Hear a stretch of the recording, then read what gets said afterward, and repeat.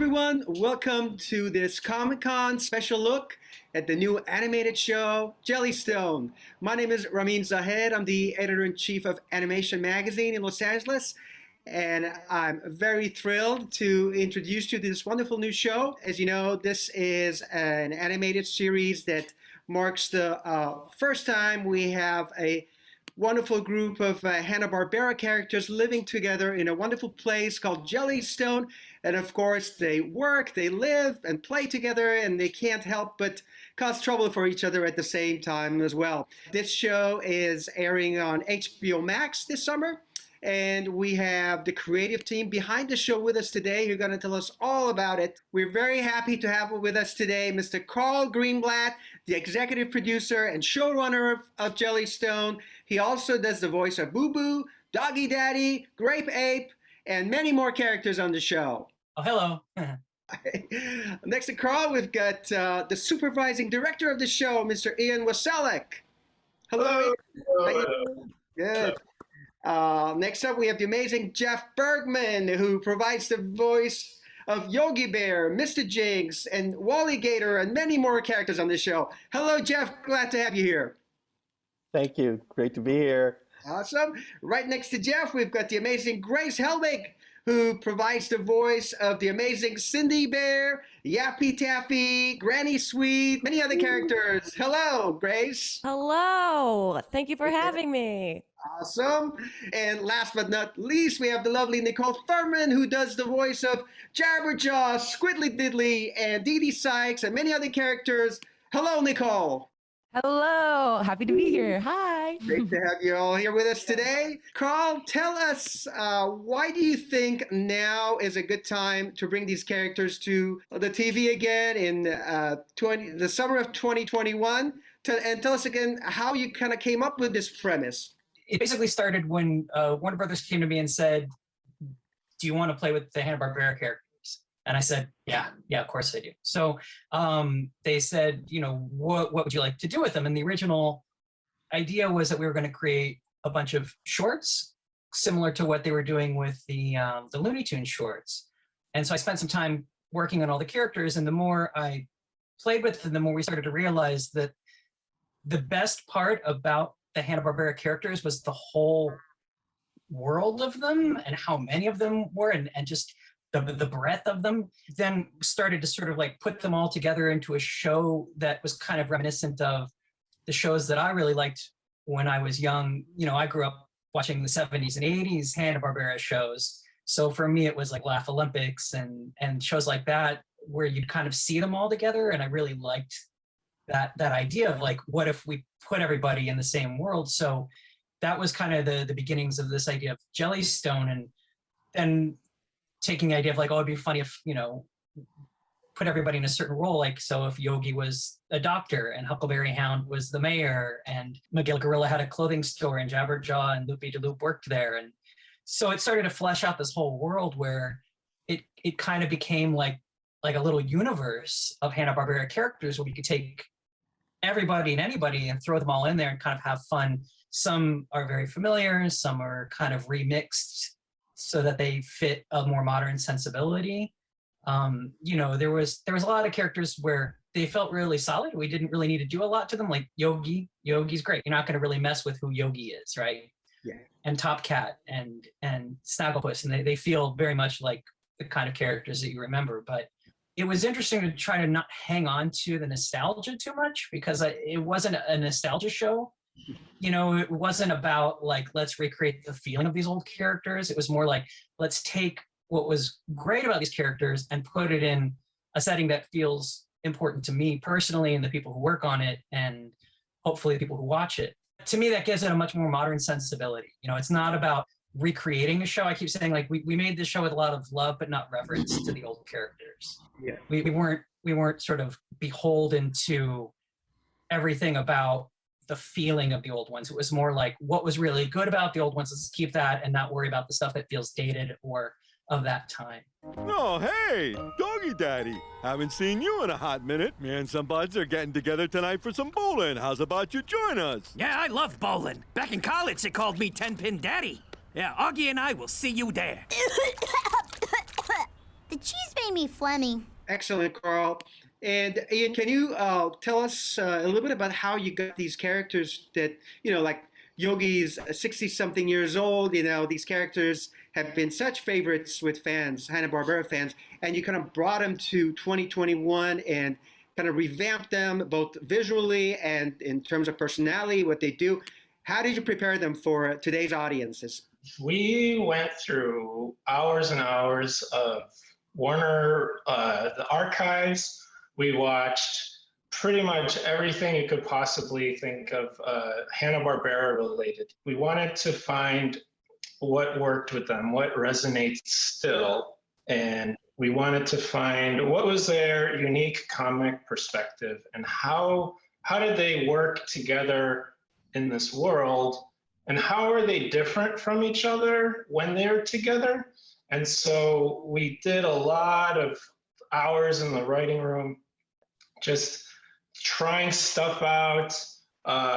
Like Shag Bear started one way and ended up completely different, and we stayed true to, like what Carl was saying, like the essence of Yogi Bear, Snagglepuss, the main ones that have endured today. But we gave a little bit of a twist. We gave it a little bit of our comedic sensibility, and we just got so attached to these characters, working with them and working with the actors who perform them. They added a new dimension to these characters as well, and you'll see. I prefer to call it a nuclear stomach. It generates an infinite void, so you can eat as much as you like and never get full. Oh, thank you, Cindy. That's the nicest, most amazing thing anyone's ever done for me. I gave you a kidney. The format of the show kind of allows you to have a lot of characters and play with a lot of familiar and new versions of characters. How many overall would you say are featured in the show, and how did you kind of juggle all these crazy personalities with each other? Yeah, we have about roughly 7 main groups that were the original core groups of the show.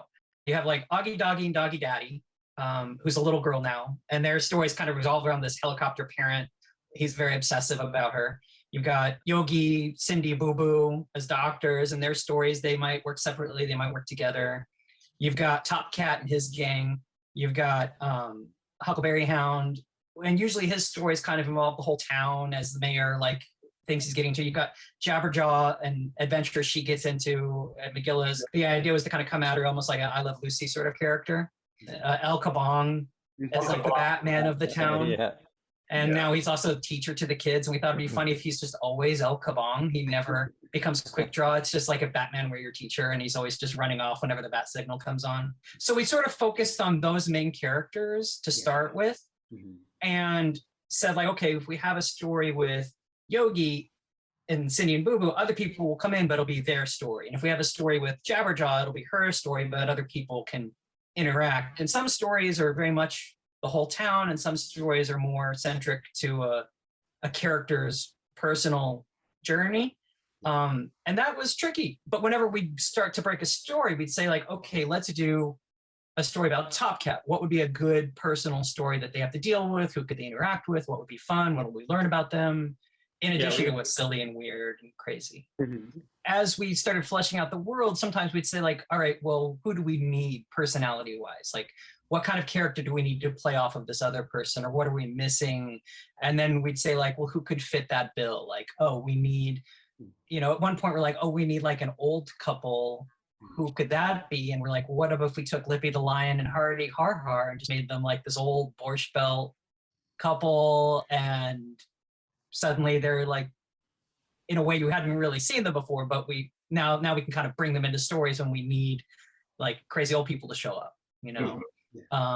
or like, a question of like, okay, we have Huckleberry Hound as the mayor. Well, who's his right-hand man? Mr. Jinx could be a fun foil for him as sort of his lackey, rather than saying, oh, it has to be paired with Pixie and Dixie. So it's kind of breaking up some of those traditional pairings.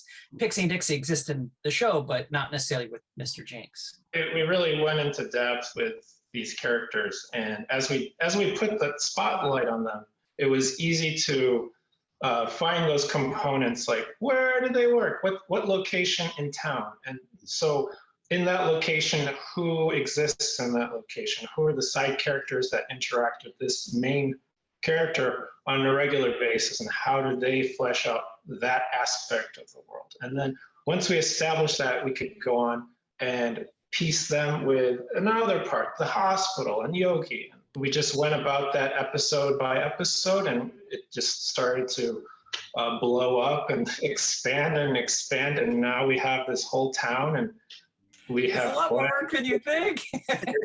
Suddenly you realize, like, oh my God, each thing is like a separate little series.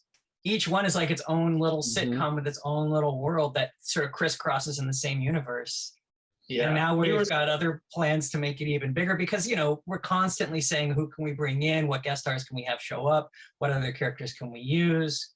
Who can we have be a cameo? Originally, the concept kind of excluded a lot of the superhero and human characters. Yeah. But the more we talked about it, the more it seemed like that wasn't very fun. And so we started to weave in people like Mighty Mightor and Space Ghost and Funky Phantom and Blue Falcon, and and you'll see people like that show up, and it's fun to sort of do them in a way that fits the tone of what Jellystone is, which is this like derpy, silly, weird, dumb town, and to kind of put those characters in that world. Johnny Quest and Haji are in there. Wow. They live in town, they own a bowling alley, and they're adults now. So, you know, it's that way we could sort of be like, this is our version of them. It's different than it's not trying to do a new, like, that way if you want Johnny Quest to be Johnny Quest, still that'll be his own thing. This is just like the Jellystone dumb version of them. Tell us a little bit about how you managed to find and cast these amazing actors to be the new voices of our characters, and how you got involved, everybody.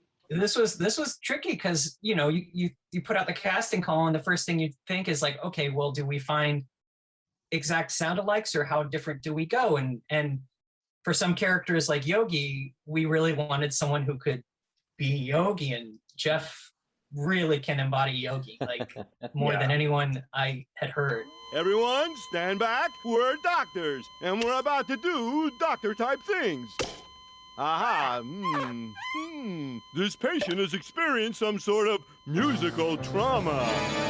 Yeah, Jeff's amazing. I worked with him previously on Wabbit and Looney Tunes. He's a modern day Mel Blanc. He's yeah. the delta force of animation. He can handle anything. And then when we came to Cindy, we tried sort of the classic Southern Cindy voices, and we were trying to figure out who she was. And to the credit of Warner executives, they said to me, like, don't feel beholden to that. Like, you don't have to do classic Southern Cindy. And Grace auditioned, and I loved the quality of her voice, and she was funny, and she just brings such a unique. If it helps, I am from South Jersey, so part of that's still there. Well, I spit in the face of limits. Ah, man. Now prep Yogi for surgery. I have a plan. And Niccole came in and auditioned for Jabberjaw, and we just laughed and laughed at the audition. It was so funny, and I was like, that's it. She's the one. There was like no question. It's an opportunity. We're gonna hula the heck out of this place, and Mr. Magilla will see it, and he'll be super impressed, and he'll cry, and it won't be a pretty cry. It'll be an ugly cry, and he'll give me that promotion, and everything will finally go right with my life. And Jeff, of course, you know, you have done Yogi Bear before, and you know this character inside and out. Tell us a little bit about how you approached this version of Yogi. How is it different? How is it similar?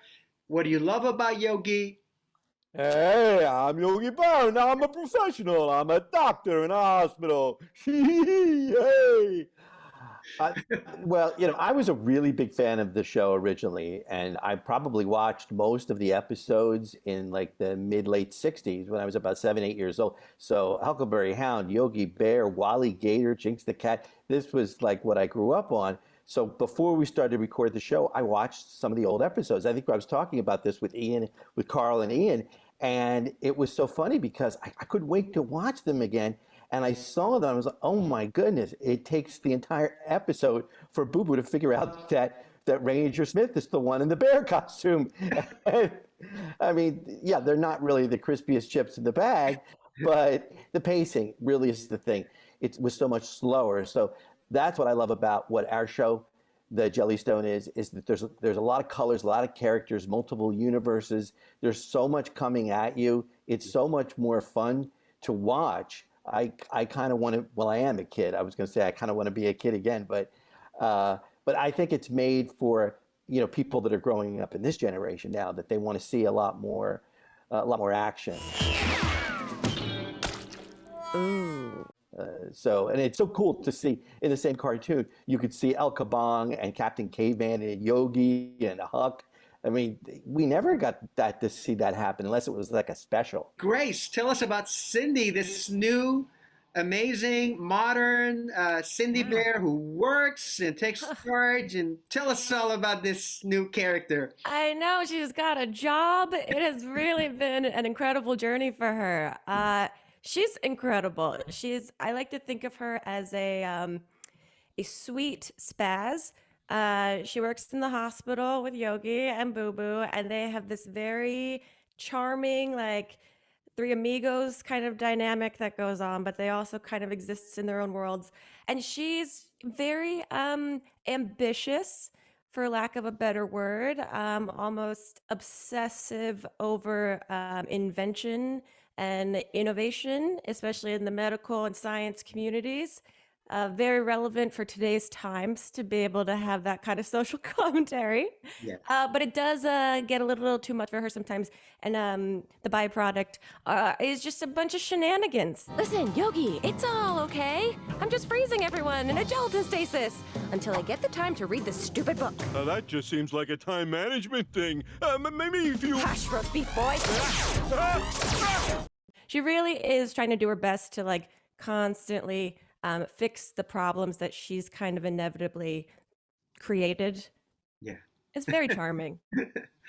And she's in love with Yogi?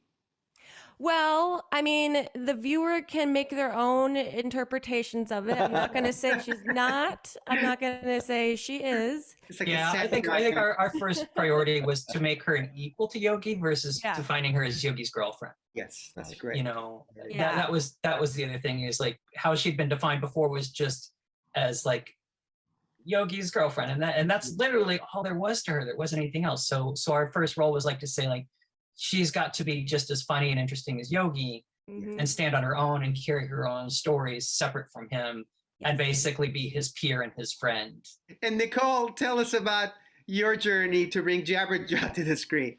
Well, I was not familiar with the older version of Jabberjaw, so I went into it completely blind.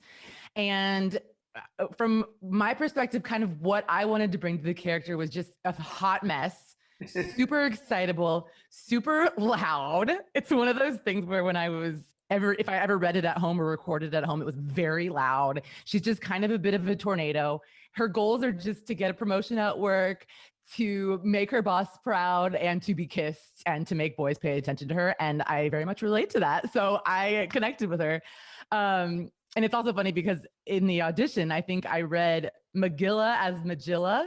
So she says Magilla Gorilla. Like, she's just like goofy. We kept that because we love that so much. We're like, that's such a really funny aspect of her, and that he never corrected her, and he's just like, oh, my sweet Jabberjaw. Of course. He just takes it. Like, she's just kind of, I just think she's a dope, but at the same time, she's like a heart of gold, a dope with a heart of gold. So she's just trying to find love. She's just trying to, do well, try to make Magilla proud. Magilla.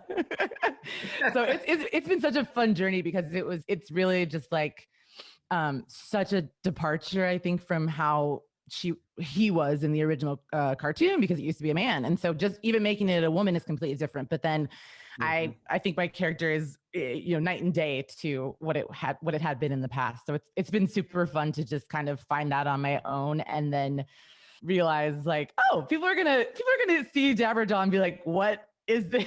But in a really fun way. I hope they enjoy it. Best assistant manager ever! Woo woo! Hey, welcome. And Yeah. Squidly is very yeah. different too. So my idea is candles, but you wear them on your feet. I call them sandal candles. And Squidly's been super. Squidly's also super fun to play when I'm getting to do both because Squidly's such a chill kind of like whatever energy, and Jabberjaw's so loud and just like so much bolder and crazier, and so it's fun to be able to play those two levels on the show. Now, I would love for each one of you to tell us all the characters you play in the show and which one is like closer to you, to your heart. Wow, that's well, I don't know. There's Wally Gator. Sometimes I feel like him, a swinging alligator. It's healed. It's healed. My arm is healed. Ow. I like Jinx the cat. I mean, he's like, Jinx is basically the same kind of character, but keep away from the Mises, I had a lot of important things to do today, but I just want to stay here and listen to you. I guess probably Yogi for me is probably it's probably my favorite character because Yogi thinks he knows everything and he doesn't. But he's just not. He just wants food. That's all. Everything is an obstacle basically in the way of him getting food. Yogi, I made break. Nom nom nom nom nom. Delicious as always, bestest buddy. Well, obviously, I love Cindy. I do also have a moment as a woman who's also a bit of an icon, I think, Granny Sweet. Oh, goodness. Did my heart transplant finally arrive? She's just a little old lady. And she's, like everyone else in the town, compromised in some capacity and needs to be helped out. And she's wonderful. So to play very strong women featured in this show has been a true treat. But Cindy, I love her so much. Yeah, and I do Jabberjaw, Squidly Diddly, and then Dee Dee Sykes. But Jabberjaw's my heart fully. I mean, just I got the similar qualities to Jabberjaw, just being like a little bit hyperactive, a little bit extra, and so I connect so much to Jabberjaw. Carl, your turn. Oh dear. Probably Boo Boo. Yogi, I'm starting to feel like I'm invisible to most people. Do you sense that too, or am I just crazy? I think I'm sad. I feel a kinship to the sort of stepped on underdog tiny characters. I don't know why I always want to play those guys. I'm like, I get it, I understand it. I totally. Yeah. I'm like, oh yeah, Yogi.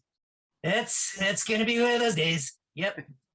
Like I feel it. So for me, like Boo Boo is very familiar. It's very easy to slip into that. This is addressed to everybody. Tell us your favorite Hanna-Barbera memory from childhood. Is there anything that pops up that that takes me back when I was a kid? Some of you are too young, but or just maybe you saw the reruns or something like that. I mean, for me, it was Saturday mornings watching Grape Ape, Hong Kong Phooey, Captain Caveman. Getting to put those characters in this show is kind of nice. And what's really funny is when you think about, like Captain Caveman or El Kabong or Scooby-Doo, like I remember watching that stuff as a kid and thinking that the animation was amazing. And now when I look at it, I go, those backgrounds, they haven't changed any of those backgrounds, and I bought it. I fell for it. And of course, I wouldn't want it to be any different, No, it's great. I don't remember watching the cartoons when I was a kid, but I remember Yogi always being like a presence in our house. And so when I realized I was going to be doing a cartoon with Yogi, I was like, oh my God, Mom, like I'm doing a cartoon with Yogi. But we would always do the, like, hey, like my mom would always kind of do the voices and the Captain Man, like those classic voices. We always knew them. We didn't necessarily watch the shows, but they were always a part of our world. So I think it was a big part of my mom's world. So yeah, same for me. I mean, I grew up watching like Flintstones and Jetsons and thinking like that's what the future looks like, and that's definitely what the past looked like. Yeah. So it's pretty accurate storytelling.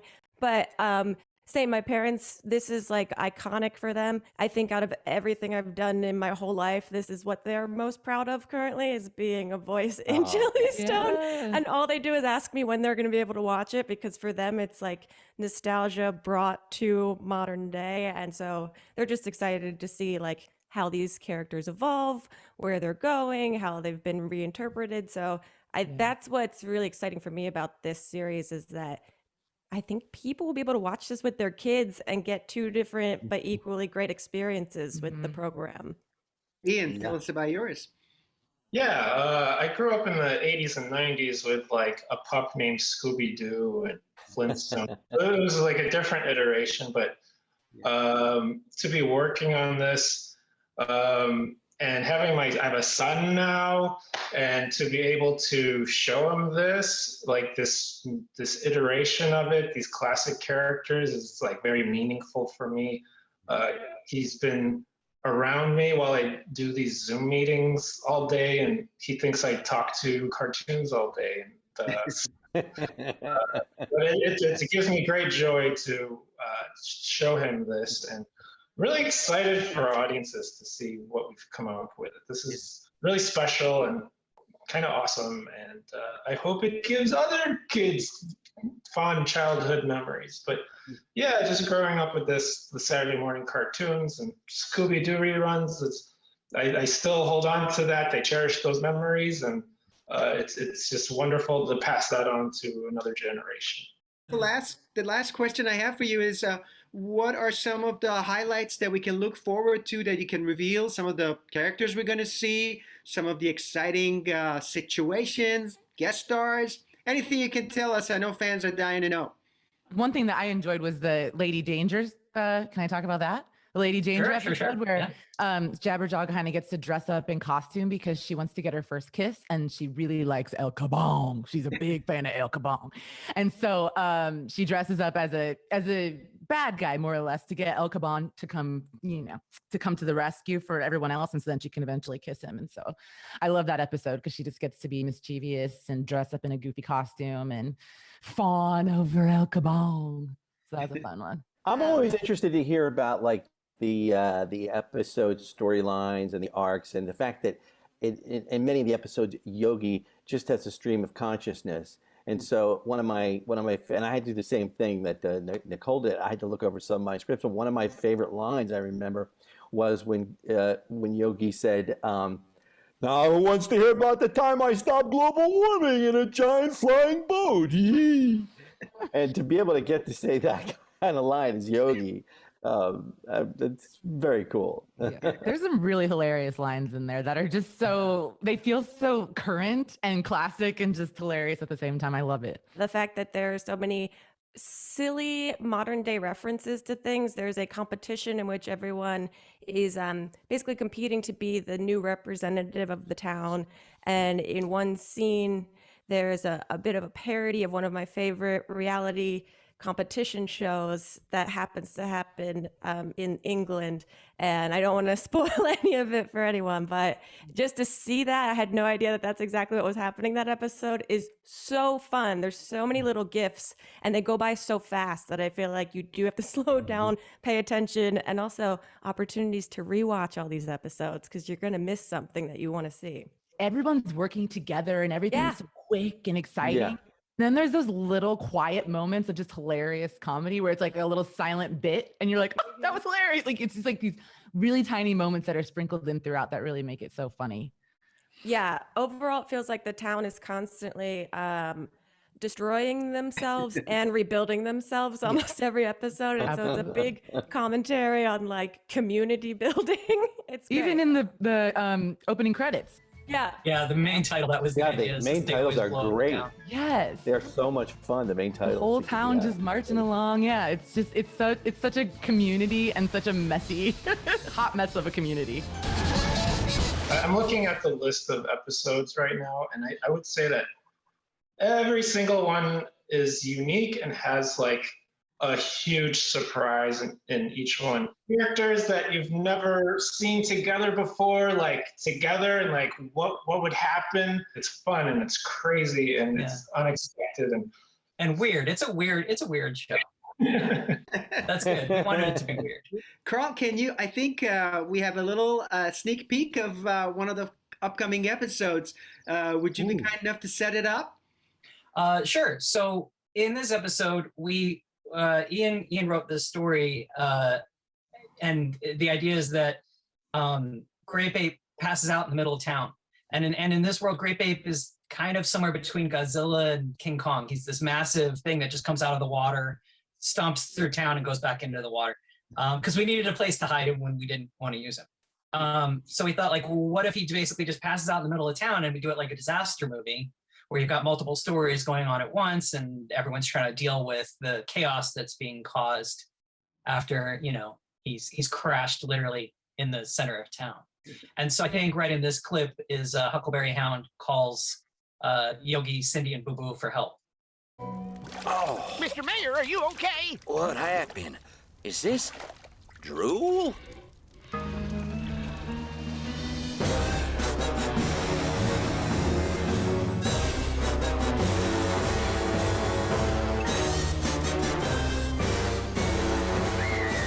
Oh my.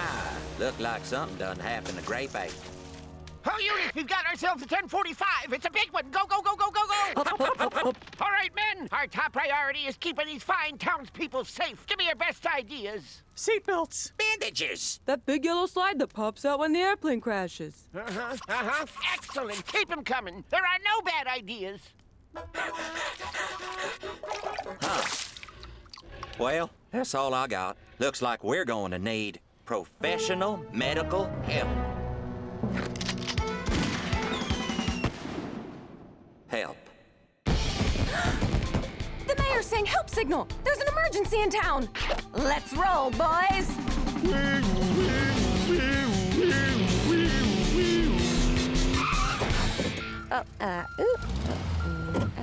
And parked. Did someone call for some super cool doctors? It's Grape Ape. He collapsed in the middle of town. Sounds like monkey trouble. Cindy, please, this is serious. I'm sorry I yelled at you. This disaster has got me very much on edge. I am freaking out. Worry no more, Mr. Mayor. We'll find out what happened to him. Chair me, boys!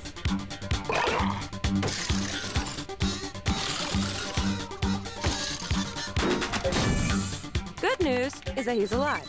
He's just asleep. Something has knocked Grape Ape into a state of extreme postprandial somnolence, or as we say in layman's terms, a food coma. A food coma? A food coma? A food coma! This thing's broken! No, you gotta do it like a food coma. Food coma. Food coma! Yogi, stop goofing around. A man is sick with a food coma. Well, I just want to thank everybody for being here with us today to tell us about your amazing project. Thank you, Carl. Thank you, Ian.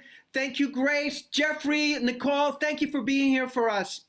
Thank you. Thank you, Ramin. Thank you. It's great to Thanks, see everybody. you guys. Yeah. Great to see you, Carl. Great to see you. Yeah, good to see you too, Bye-bye. Jeff. All right. Make sure you all catch Jellystone when it premieres on HBO Max on July 29.